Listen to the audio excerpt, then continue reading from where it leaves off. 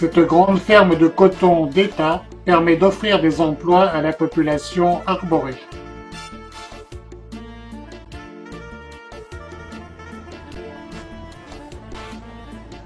L'une des nombreuses écoles récemment construites, malheureusement sans instituteurs ni enfants. Peut-être parce que nous sommes dimanche, peut-être parce que le bruit des 4x4 a annoncé notre arrivée. En tout cas, les arborés nous attendent comme à la parade.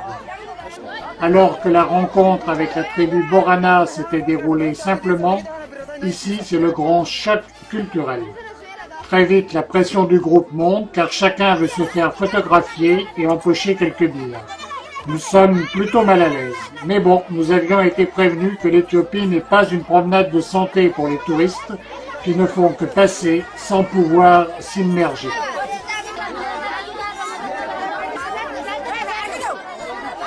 Les arborés sont pourtant présentés comme un peuple doux et très beau. Au nombre de 5500, ils seraient malheureusement en voie de disparition. Les champs sont distribués de façon saisonnière entre les familles, astreintes à respecter les règles coutumières, si bien que les individus convaincus de négligence dans l'exploitation du lopin qui leur est alloué risquent l'exclusion de la répartition et peuvent même être condamnés à de sévères peines telles que le fouet. L'excédent des récoltes sert à acquérir du sel, du café et d'autres denrées courantes, ainsi que les ustensiles de fer, les pots de terre cuite et les articles qu'ils ne peuvent fabriquer eux-mêmes et qui leur sont fournis par les artisans Konso et Amer.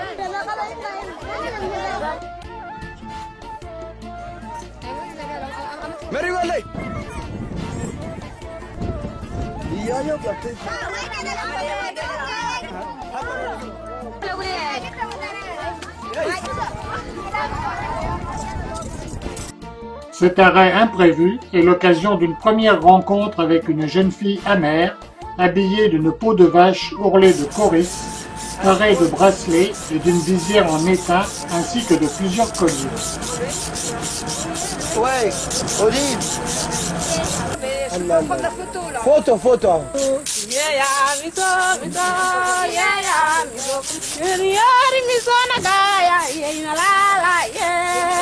Voilà, c'est le 4.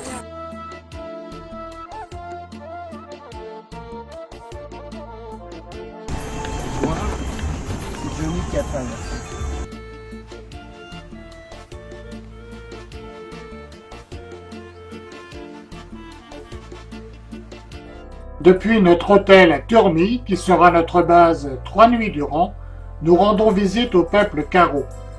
Toutefois, en route, ce sont des pasteurs amers que nous rencontrons. Les hommes, comme les femmes, ont un sens très aiguisé de l'esthétisme et passent quotidiennement de nombreuses heures à s'embellir.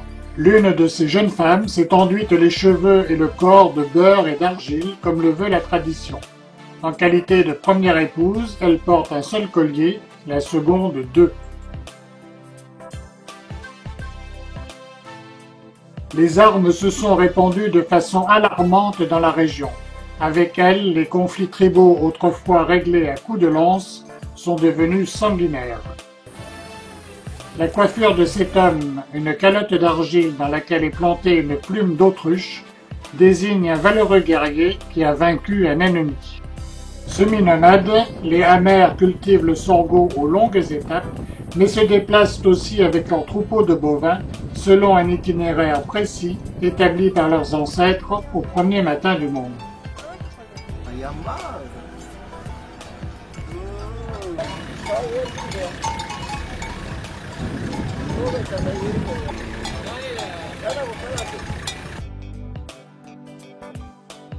Ce village Karo est installé dans un site d'une beauté saisissante.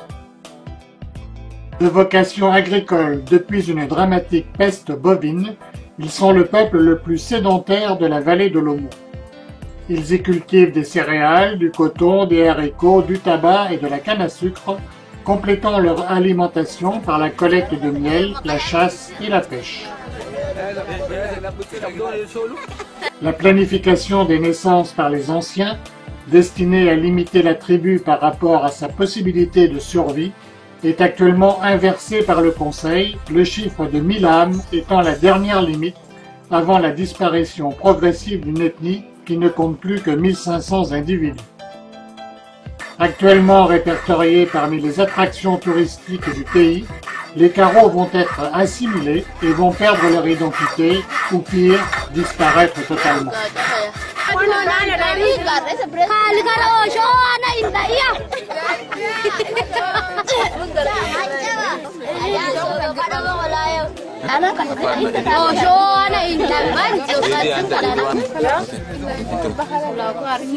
Haude mangkaya nasidana bonde jadala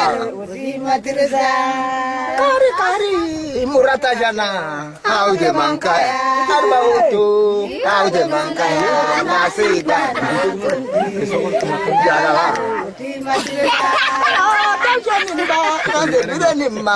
haude mangkaya nasi kari haude mangkaya nasidana jadala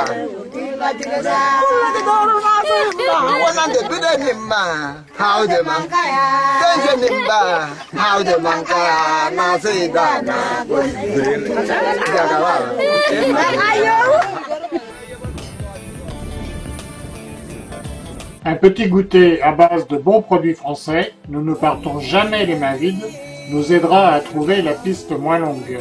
Attention, là le pain s'en va un petit peu en charpie.